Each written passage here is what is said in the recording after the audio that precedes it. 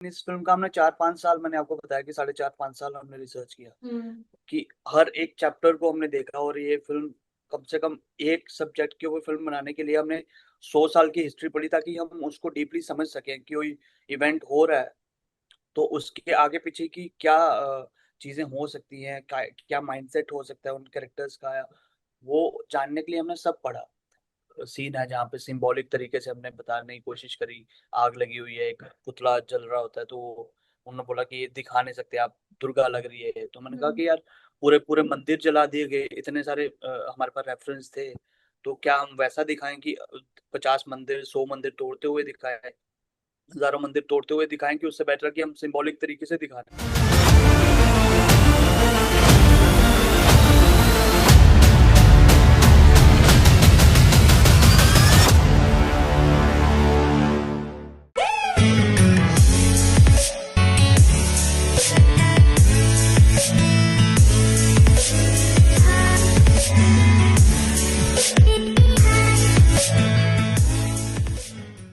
Hello and welcome to this new episode of Sawal That Matters.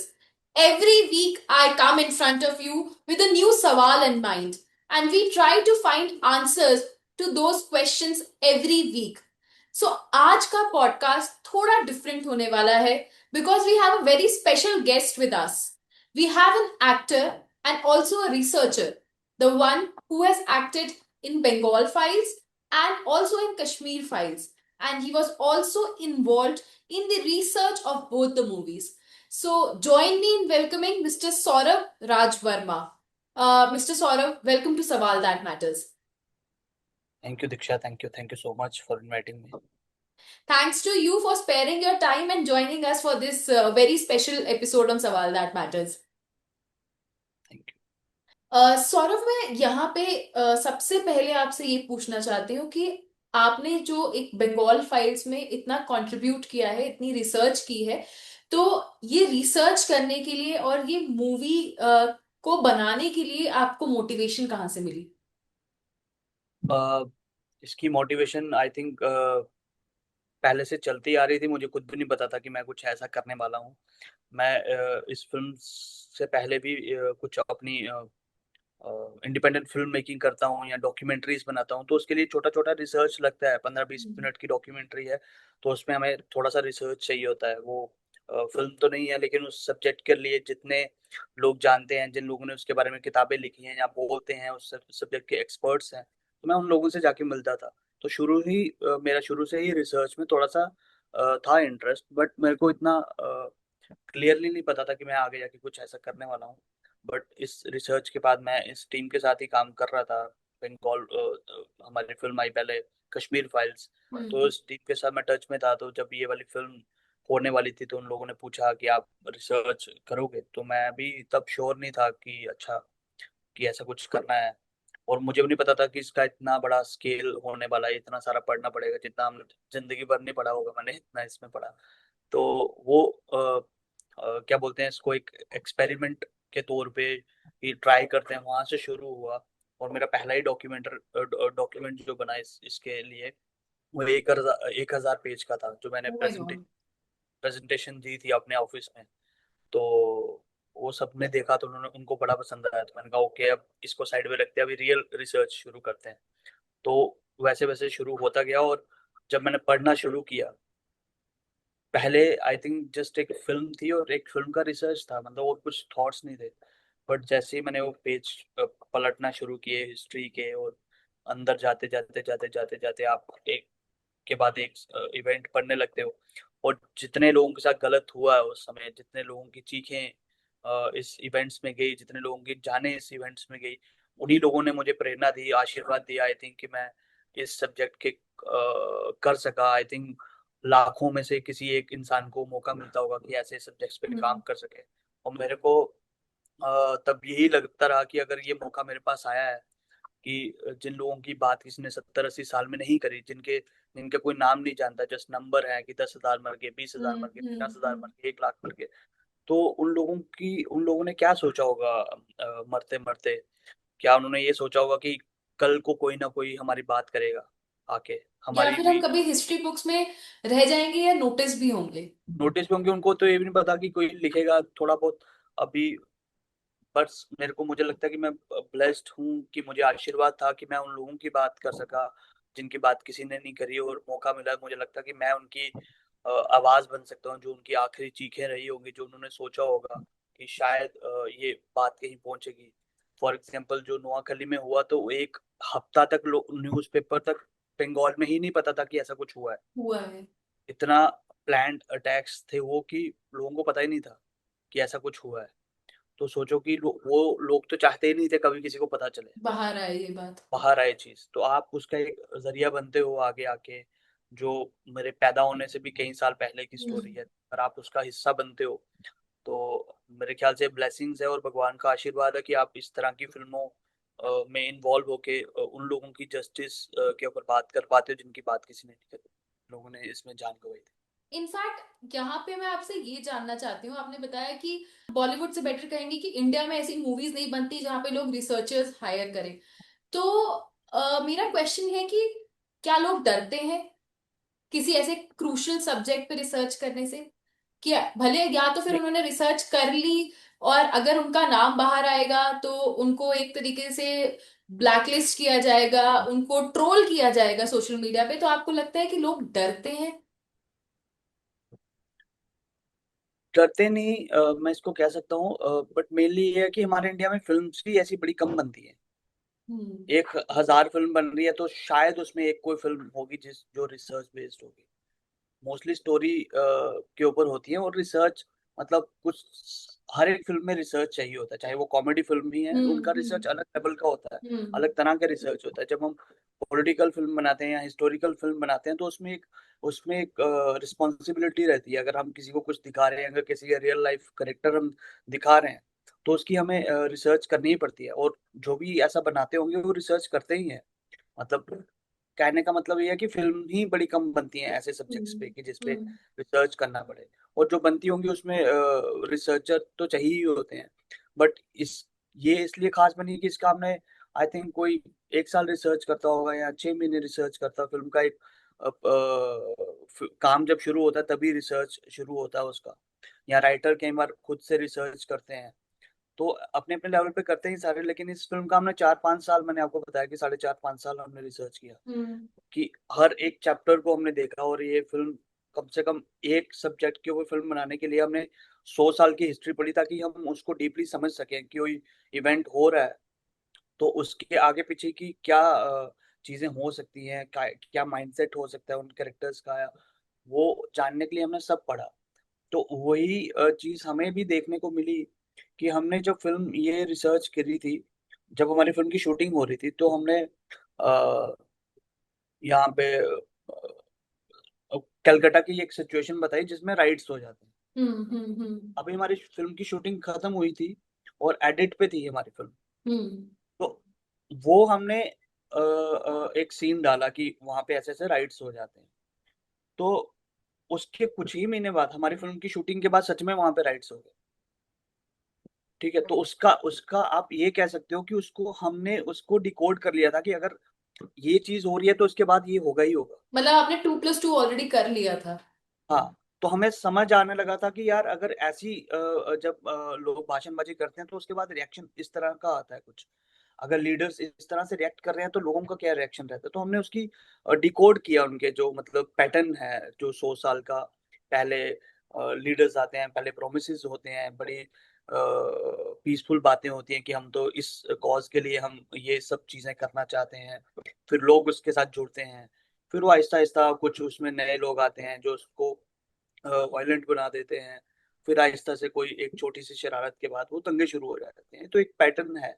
आप अ, हमारी film में एक डायलॉग है, अगर आपने फिल्म देखी हो अभी, कि वो कहता है कि एक इंसान को जब मारता है वो तो कहता है मेरा नाम ये नहीं, मेरा नाम वो है। तो वो बोलता है कि क्या फर्क पड़ रहा है, सिर्फ चेहरा ही तो बदल रहा है।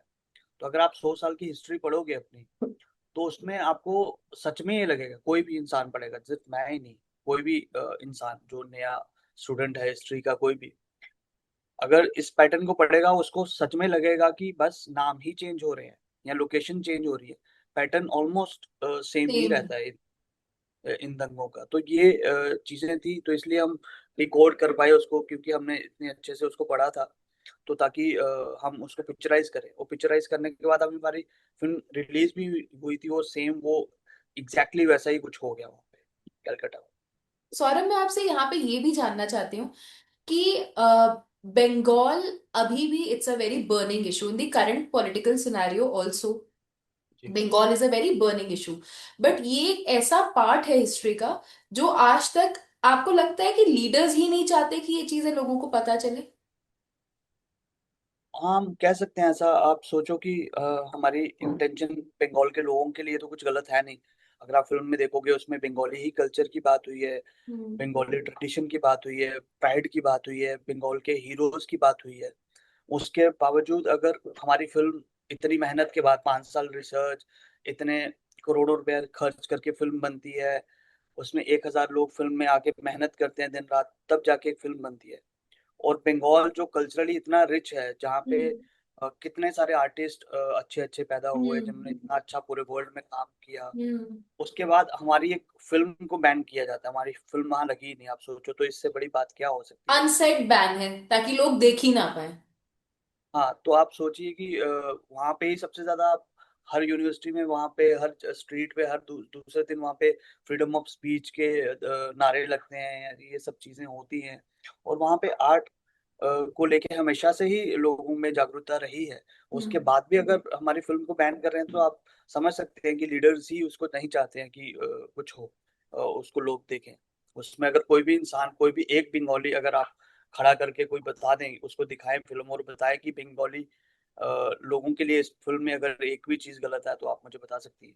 और कोई भी फैक्ट को अगर, बाकी काफी सारे लोगों ने लिखा, हमने हर किसी को जवाब नहीं दे सकते, लेकिन ओपनली हमने कुछ लोगों को जवाब दिए थे। ट्विटर पे भी कुछ न्यूज चैनल हैं बड़े, कि भाई उन लोगों ने प्रोपेगेंडा लिखने की कोशिश करी है। हमने उसको ओपन चैलेंज दिया कि अगर आप एक भी सीन, इसमें से एक भी डिसमिस कर दो फैक्ट को। फ्रेम भी आप इसको अगर आप बता सकते हो कि गलत है, या उसका उसके हमारे पास रेफरेंस नहीं है, तो हम फिल्म को खुद बैन कर देंगे या वो सीन हटा देंगे। एंड आई एम श्योर कोई सामने नहीं आया होगा। कोई कोई नहीं आया होगा भाई, बातें करने में सब आ जाते हैं, और लोग उसी को देख के रीट्वीट, शेयर, लाइक सब कर लेते हैं, एक एक धारणा बना लेते हैं अपनी। भाई अगर आप इतने ही वोकल हो, इतने ही फ्रीडम ऑफ स्पीच के तुम भक्त हो, इतनी ही तुम्हें फिक्र है देश की, तो भाई तुम फैक्ट्स के साथ आओ फिर बाहर। तुम्हें बात एग्जैक्टली। करनी चाहिए कि भाई तुम्हारा ये वाला, तुम्हारे डायलॉग जो हैं, या एक्टर ने जो रिएक्शन एक्शन किया है कुछ भी, वो गलत है। तो हम उसको बताएंगे कि भैया अगर गलत है तो आप साबित कर दीजिए। हमने तो ऐसा रिसर्च, आई थिंक रिसर्च होता है मोटे मोटे सीन्स का। अच्छा, वहां पे दंगा हुआ था, उसका ये एक हम्म। पैराग्राफ में लोगों के पास। हम्म। लेकिन एक होती ऐसी फिल्म है, आई थिंक इसकी इसकी बुक अभी अभी लॉन्च हो चुकी है हमारी, और इसका रिसर्च भी हम लॉन्च करेंगे, कि डायलॉग टू डायलॉग इसका रिसर्च है हमारे पास। ओ माय अगर गॉड। एक एक्टर एक लाइन बोल रहा है, तो उसका भी उसका रेफरेंस है। अगर उसकी लाइन में दूसरा कुछ वर्ड चेंज हो रहा है, दूसरा कोई रेफरेंस की बात कर रहा है, फॉर एग्जाम्पल हमारी फिल्म में गोपाल पाता बोल रहा है कि भैया हम बंदूक वहां से लेंगे, फलाने ढिमकाने बंदे से, तो उसका वहां पे लिखा हुआ कि उसने सच में बंदूक यहाँ पे ली। फिर वो ओके। बोलेगा कि बंदूक का रेट इतने का है, 250 की बंदूक मिलेगी, तो वहां पे उसका रेफरेंस भी लिखा है कि 250 की ही बंदूक मिलेगी। उसके बाद लिखा है कि हमारे पास अगर बंदूक पैसे नहीं है, तो हम शराब देकर भी बंदूकें खरीद सकते हैं, तो उसका भी रेफरेंस है। हर एक छोटी छोटी चीजों का रेफरेंस देके तभी इतना टाइम लगा था इस फिल्म को बनाने में। और एक्सपर्ट्स आए थे, बंगाली एक्सपर्ट्स थे बीच में, जो कल्चर के बारे में जानते हैं। अगर उनका फेस्टिवल हो रहा है तो किस तरह से पूजा करते हैं, या कॉस्ट्यूम क्या रहता है, हर चीज के ऊपर लोग बैठे हुए थे। उसके बाद भी अगर लोगों को ऐसा लग रहा है, तो फिर आई थिंक उन लोगों के साथ गलत हो रहा है। जो लोग ऐसा कर रहे हैं, वो अपने ही लोगों का नुकसान कर रहे हैं। लोगों को उनके ही कल्चर की चीजें देखने को नहीं मिल रही, एक उन्हीं के अपने ही सिविलाइजेशन के बारे में, उनके अपने ही लोगों के लिए उनका ब्रेन वॉश किया जा रहा है कि वो अपने ही कल्चर को ना देखें। तो ये तो सैड रियलिटी है आपके सामने, अगर फिल्म बैन हो गई तो। आप कश्मीर फाइल्स में भी आपने एक्टिंग करी है, बंगाल फाइल्स में भी आपने एक्टिंग करी है, आपने रिसर्च करी है, आप दोनों ही मूवीज में काफी एक्टिवली इन्वॉल्व रहे हैं। आप हमें कुछ डिफरेंसेस बता सकते हैं दोनों मूवीज में when it comes to production, research and your work. Difference ये है, पहले तो हमने जो पैटर्न वाली बात करी वो सेम ही है, ऑलमोस्ट सेम चीजें हैं वैसा। जो इवेंट हुए वो सेम ही रहते हैं। बट कश्मीर फाइल से इस फिल्म में हमने प्रोडक्शन डिजाइन इसका बहुत बड़ा था।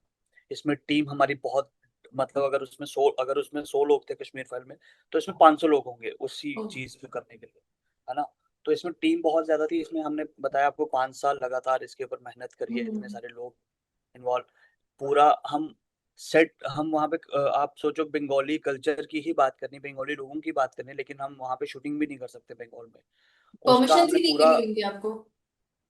आपकी फिल्म वहां पे रिलीज हो रही है, आपका चलते इवेंट में हमारे ट्रेलर लॉन्च पे ट्रेलर रोक दिया, आपने देखा, पुलिस ने आके वहां पे। तो आप ऐसे समाज में रह रहे हो जहाँ पे आप उनके ही भले की बात नहीं कर सकते हो। तो हमको तो यहाँ पे पूरा ग्राउंड लेके पूरा सेट बनाना पड़ा, दो दो तीन तीन बार तोड़ के पूरा वापस। अब यहाँ पे भी लिमिटेड ही जगह है ना, तो एक ग्राउंड है, उसको एक हमने एक सब्जेक्ट कैलकाटा बनाया, फिर उसके बाद नोआखली बनाया, उसके बाद संदेश कली, जहाँ मुर्शिदाबाद बनाया, हमने तोड़ तोड़ के बनाया। तो इसमें कितनी प्रोडक्शन कास्ट लगती है ना एक्स्ट्रा, तो पैसा तो कितना एक्स्ट्रा लगा इसमें, और एफर्ट्स कितने ज्यादा है। आप लगातार दिन रात काम कर रहे हो, आप 60 दिन लगातार शूटिंग कर रहे हो, आपको सोने का टाइम बस दो हम्म। ढाई 3 घंटे मिल रहा है।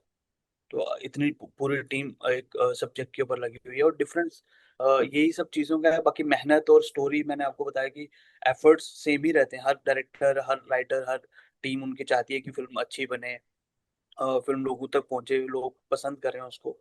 तो एफर्ट्स उस तरह से तो सेम थे, लेकिन प्रोडक्शन वैल्यू में ये फिल्म उससे काफी ज्यादा बड़ी थी।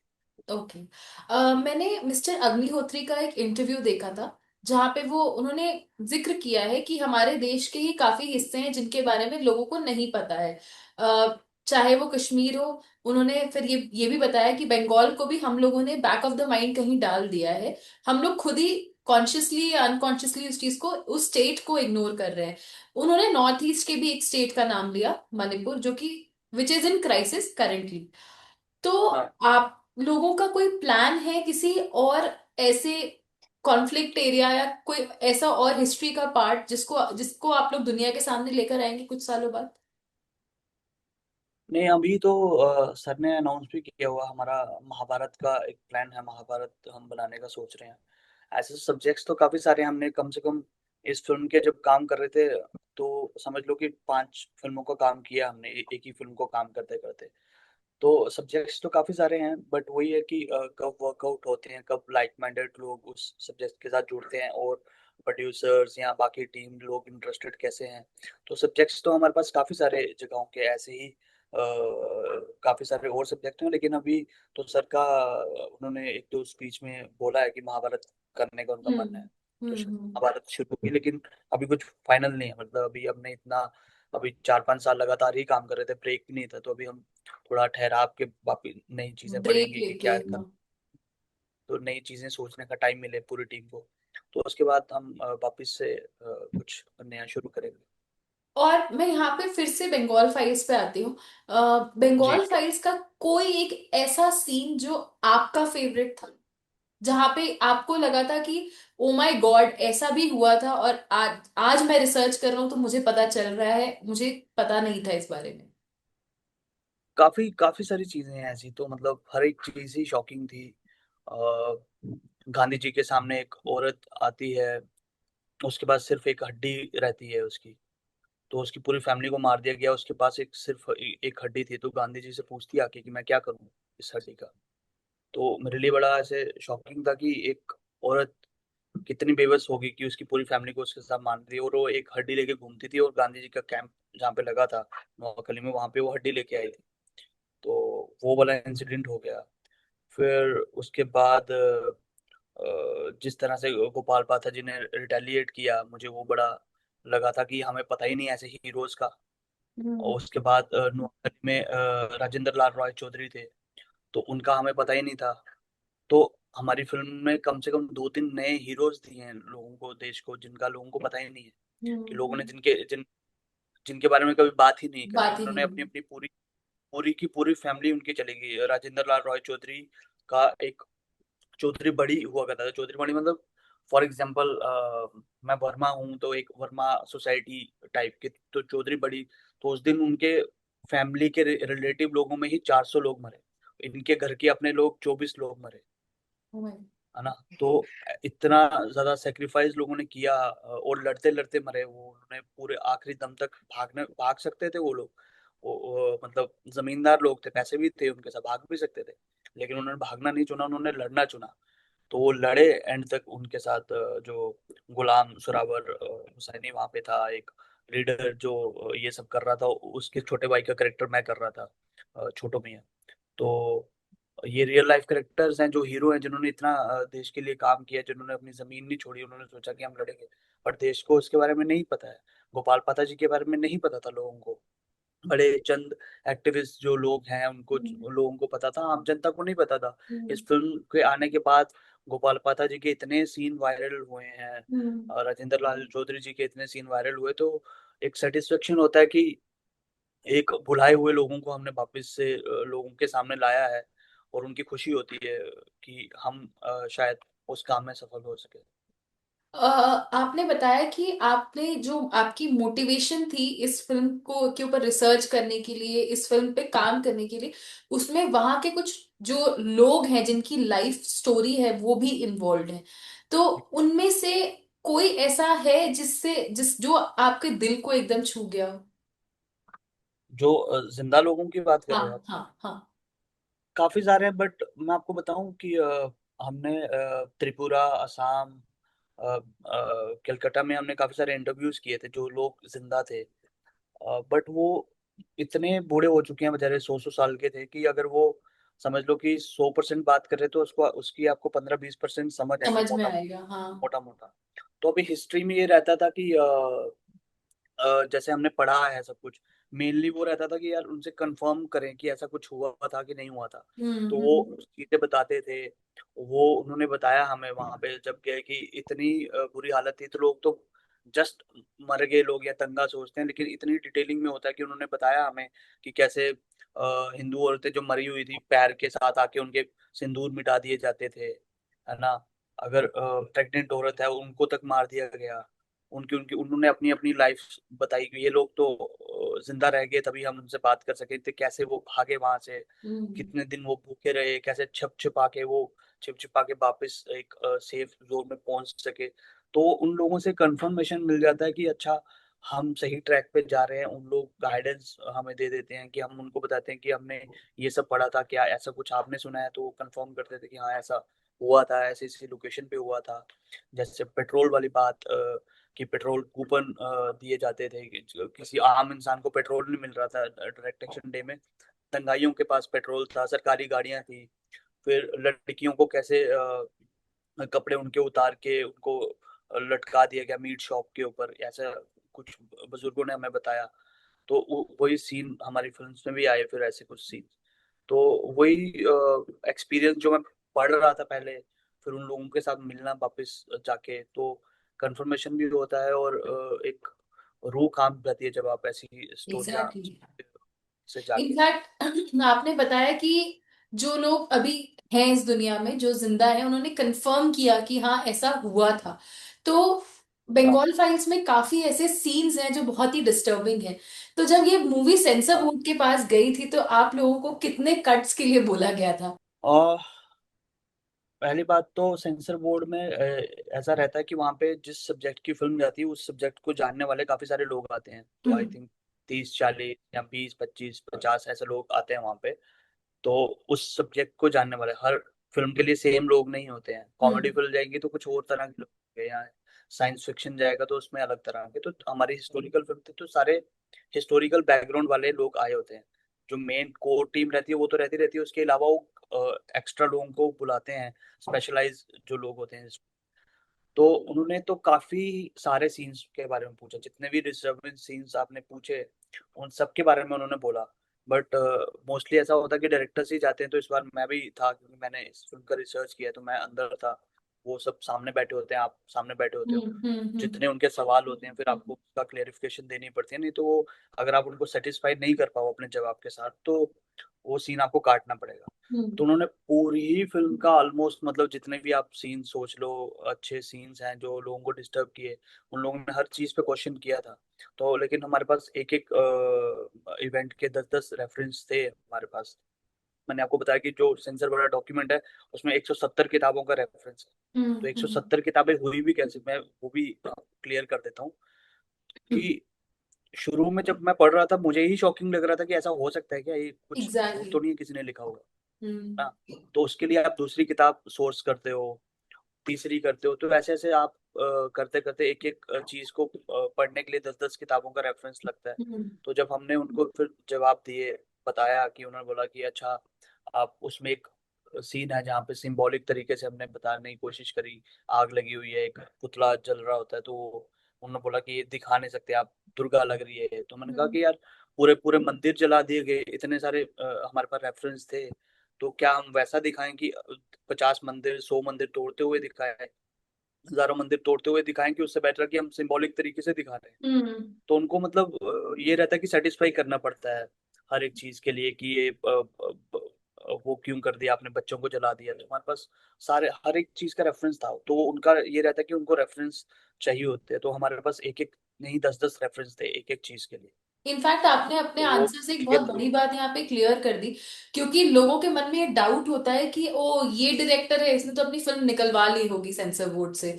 तो आपके जवाब से नहीं, लोगों को ये भी क्लैरिटी आ जाएगी कि हर कुछ इतना इजी नहीं है जितना लोगों को लगता है। ऐसा नहीं होता, क्योंकि आप कितने भी किसी को फेवर करना चाहे, आप अपनी जॉब को एग्जैक्टली। सेक्रीफाइस करके नहीं करोगे ना किसी की हेल्प। आप इस तरह की फिल्म में हर कोई उल्टा बचने की कोशिश करता है कि हम कैसे दूर रहें, है एग्जैक्टली। ना। वो हर वो सरकारी सिस्टम रहते हैं, लोगों की जॉब्स हैं वहां पे, कोई कैसे फेवर कर सके। और एक इंसान नहीं है वहां पे, अलग अलग तरह के हम्म। अलग अलग लोग आए।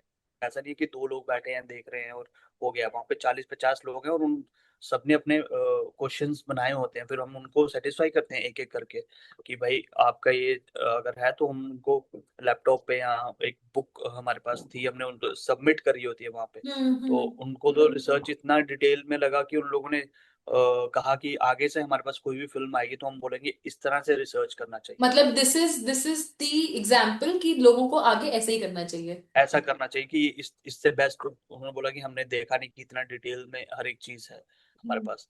तो पेज नंबर वहां पे लिखा है बुक का राइटर कौन है, बुक का नाम क्या है, ये पेज कितने नंबर पे, अगर आप ढूंढना चाहो तो। ऐसा नहीं है कि कुछ लिखा है हम्म। एक किताब में मिला था, तो वैसा नहीं है। आप सीन वाइज रिसर्च है कि ये सीन फर्स्ट सीन से एंड तक का ऐसे चल रहा है, फर्स्ट सीन का है ये रेफरेंस, अगर ये सीन की चल रहा है तो उसके नीचे हमने ये कहाँ से सोर्स किया है। तो हम्म। वो सोर्स का बुक वहां पे लगेगी, अगर कोई भी जाएगा इंटरनेट में एकदम से आप सर्च करोगे तो एग्जैक्टली सेम चीज मिलेगी आपको। हम्म। तो उसमें ये हम्म। वीडियो घुमाने वाला इससे सिंपलेस्ट और क्लियर आई थिंक रिसर्च नहीं हम दे सकते, प्रोवाइड कर सकते। तो उनको अच्छा लगा वो देख के कि कोई कंफ्यूजन नहीं है इसमें, क्लियर थी चीजें सारी। तो हमने कुछ हाइड करने की कोशिश नहीं करी। आप हाइड करने की कोशिश तब करते हो जब आपके पास कुछ क्लियरेंस नहीं मटेरियल है। नहीं होता है दिखाने के आप लिए। बात मोटा मोटा बता देते हो, अच्छा अच्छा ऐसा एक बुक में लिखा हुआ है, ये देखो हाँ। ये बुक में। तो आप वहां पे तो एकदम से कैसे चेक करेंगे, तो फिर वहां पे प्रॉब्लम होती है। तो आपको जितना क्लियरली आप किसी को समझा सकते हो, फॉर एग्जांपल मेरा इसमें पूरी रिसर्च में एक मोटिव रहा है, ए फॉर एप्पल रिसर्च, कि ए अच्छा। For apple B for baby. कि हम्म। कोई आम से आम इंसान भी पढ़ रहा है तो अगर वो सीन देख रहा है तो मेरी बुक खोल के देखेगा तो वो एग्जैक्टली सेम उसको वर्ड टू वर्ड मिल जाएगी चीजें। तो इतना सिंपल तरीके से, और वो उसके लिए मेहनत बड़ी ज्यादा लगती है। आपने जितना आपने 5-6 साल खुद ही बोल दिया कि 5-6 साल की रिसर्च है आपकी। तो जितना आपको क्लियरली समझाना है इतना आपको मेहनत करनी पड़ती है पहले, कि लोगों को अच्छे से समझ आ सके। तो पूरा चार्ट बनाने, कितने लोग मरे अगर, तो वहाँ का रेफरेंस क्या है, वो कितनी सारी न्यूज़पेपर्स में आया है, कितनी सारी बुक्स में लिखा है, अलग अलग क्या लिखा है, तो वैसा रहता है। लास्टली सौरभ, मैं आपसे ये समझना चाहती हूँ कि करंट सिचुएशन में काफी डिवाइड है सोसाइटी में, and it is mostly because of the political reasons. And I, even if I do not explain this to viewers, लोगों को पता है कि मैं क्या बोलना चाह रही हूँ। तो आप उन हम्म। लोगों को क्या मैसेज देना चाहेंगे कि कैसे खुद को सेन रखना है और हर चीज को फैक्ट चेक कैसे करना है, बिकॉज ब्लाइंडली तो सब कोई सब कुछ फॉलो करता है। आप बस वही तरीका वही है कि आप ऐसा वही जो हमने शुरू में बात करी कि एक इंसान लिख के कुछ कर सकता है, कुछ भी लिख देगा, और उसके अगर लाखों में मिलियंस में फॉलोअर्स हैं, और मिलियंस में से अगर समझो कि अगर 3-4 हजार लोगों ने भी 3-4 लाख लोगों ने भी उसकी बात को देख के शेयर कर दिया जस्ट बिना सोचे, तो हम्म। आगे उन 3-4 लोगों के कितने हो जाएंगे, मल्टीप्लाई करते करते ऐसे ही मल्टीप्लाई। वो चीज स्प्रेड हो जाती है। और ऐसे ही दंगे की जो हमने बात करी वो वैसे ही था कि एक छोटी सी मिस इन्फॉर्मेशन फैलती है और सारा दंगे हो जाते हैं। यही कारण है, फेक न्यूज ही कारण है। अगर आपने किसी चीज को काउंटर करना है या आपने किसी चीज को फेवर करना है, आपके पास उसके फैक्ट्स होने चाहिए, इमोशन नहीं चलते हैं। अगर आप सोशल मीडिया पे कुछ पोस्ट कर रहे हो जिसका एक रिएक्शन हो सकता है कुछ भी, अगर आप इतनी बड़ी न्यूज चैनल चलाते हो या कोई सेलिब्रिटी हो या कुछ भी हो, तो आपके अंदर ये रिस्पॉन्सिबिलिटी है आपकी कि देश आपका सही ट्रैक पे रहे, लोग सही हम्म। तरह से आपको चीज जो आप कहना चाहते हो उसको फॉलो करें। हम्म। आपने कुछ भी डाल दिया और आगे लोगों ने कुछ भी शेयर कर दिया, उसका कहीं रिएक्शन होगा तो उसका जिम्मेदार कौन होगा? तो ये ऑब्वियसली। लोगों को भी सोचना चाहिए। हम इतना फेक न्यूज चलता है, इतना ज्यादा फेक न्यूज चलता है कि अगर 1000 न्यूज आ रही है तो उसमें एक आई थिंक वो होती है। तो बिना पढ़े आप, मैं यही कहूंगा कि बिना पढ़े बिना सोचे आप किसी को सपोर्ट ना करें, किसी के खिलाफ भी ना जाएं। आप पूरी तरह से उसकी स्टडी करें, चीज की जो भी आप फॉलो कर रहे हो, उसके बाद आप कुछ पोस्ट करिए। देखने के चक्कर में इमोशनल होके कुछ भी बोल दिया। काफी सारे लोगों को मैंने देखा है इंटरनेट पे भी, चाहे वो राइट विंग हो चाहे लेफ्ट विंग हो या कोई भी विंग हो, मैं सबकी बात कर रहा हूँ कि कुछ भी इमोशनल होके कुछ भी पोस्ट कर देंगे या बोल देंगे या लिख देंगे, तो उसके फिर उसके बाद क्या क्या चीजें होती है, कहीं उनको जेल में जाना पड़ता है, कहीं उनको कुछ करना पड़ता है। आपकी पूरी, सिर्फ आपका नहीं, आपके आगे पीछे की पूरी फैमिली के ऊपर इफेक्ट करती हैं सारी चीजें। तो वो कहाँ से हुई? बस उसी कारण हुई कि आपने उस सब्जेक्ट के बारे में पढ़ा नहीं, पढ़ा नहीं। आपने उस सब्जेक्ट के बारे में जाना नहीं, आपने समझा नहीं, आपने इमोशनल होके कुछ भी बोल दिया। आप बोलिए फैक्ट्स के साथ, जब आप बोल सकते हैं हमने तो इतनी बड़ी फिल्म बनाई है जिसमें हम रियल लाइफ करेक्टर है, तो हमने तो ओपनली लोगों को चैलेंज भी किया। अगर आपको लग रहा है कि हम गलत हैं तो आप भाई हमें साबित कर दीजिए, मैं सॉरी बोल दूंगा, और क्या हो हम्म। सकता है? तो आप, इतनी बड़ी फिल्म अगर हो सकती है तो छोटा सा मैसेज अगर डालना है या कुछ करना है तो उसके लिए थोड़ी सी सेंसिबल हम हो सकते हैं सोसाइटी में। और तो ताकि उससे उसी से सारी चीजें सेट हो जाती है जो अभी गुस्सा लोगों के अंदर है या एक दूसरे के लिए चीजें खराब चल रही है, उसका कारण वही है कि आप सही स्टडी करके नहीं अटैक कर रहे हो या काउंटर अटैक कर रहे हो। बस वो चलते जा रहा है काउंटडाउन, कुछ रुकता नहीं है, उसका कोई अंत नहीं है। अगर ऐसे करते रहोगे तो कोई अंत नहीं है। आई थिंक लोग खाली पोस्ट करने के लिए और अटेंशन ग्रैबिंग में ज्यादा रहते हैं, कॉन्सिक्वेंसेस के बारे में लोग सोचते नहीं है। बिल्कुल बिल्कुल, ये एग्जैक्टली वही चल रहा है आजकल, क्योंकि हर चीज तो मोनेटाइज हो चुकी है। हम्म। ट्विटर भी आजकल एक्स वो मोनेटाइज हो चुका है, सबको रीच चाहिए। तो हम्म। उसके चक्कर में जितने रॉन्ग वर्ड्स हो सकते हैं वैसी चीजें यूज करते हैं, वो वायरल होता है, उनको पैसा हम्म। मिलता है। लेकिन उनको ये नहीं पता कि आपका एक शब्द बोला हुआ किस तरह से लोगों को रिएक्ट कर सकता है या रिएक्ट करेगा। लोगों को कर सकता है ना। तो हर चीज के लिए होती हैं कोई लोग। अभी हमारा operation Sindoor he for example चल रहा था, हम्म। लोगों ने हम्म। आर्मी के बारे में कितनी भद्दी बातें करी। आप सोचिए जिनका बेटा बॉर्डर पे लड़ने गया हुआ है, आप उसके बारे में आप कुछ भी बकवास कर रहे हो वहां पे इंटरनेट पे बैठ के, बस इस चीज के लिए कि आपको थोड़ा अटेंशन मिल जाए। जो आपके फॉलोअर्स आपको देख रहे हैं उनको लगे कि वाह हमारे लीडर ने हम्म। क्या लिखा है, लेकिन हम्म। उसकी फैमिली पे क्या असर होता होगा या उस जवान का जो मोरल है उसके ऊपर क्या फर्क पड़ता क्या होगा। फर्क वो भी पड़ता सोचता होगा। होगा हम किसके लिए लड़ रहे हैं? ऐसे लोगों के लिए लड़ रहे हैं जो कुछ भी बिना सोचे समझे, कुछ जिनको ग्राउंड रियलिटी नहीं पता, कुछ नहीं पता। तो ये मिस इन्फॉर्मेशन का ही अगर ये हट जाए दुनिया से तो लोग सेंसिबली सोचना शुरू करते हैं तो आधी चीजें तो उसी से सॉल्व हो जाती हैं। और वैसे ही लीडर सिचुएशंस वैसे ही रिएक्ट करती है जैसे जनता रिएक्ट कर रही है। या एग्जैक्टली जैसे लीडर रिएक्ट कर तो गिव एंड टेक है ना।